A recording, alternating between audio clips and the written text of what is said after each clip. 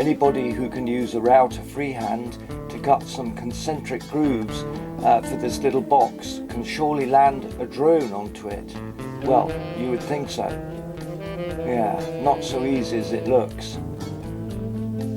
Well, my name is Jeremy Broun, and I thought I would show you how to make this little box and share with you one of my music compositions.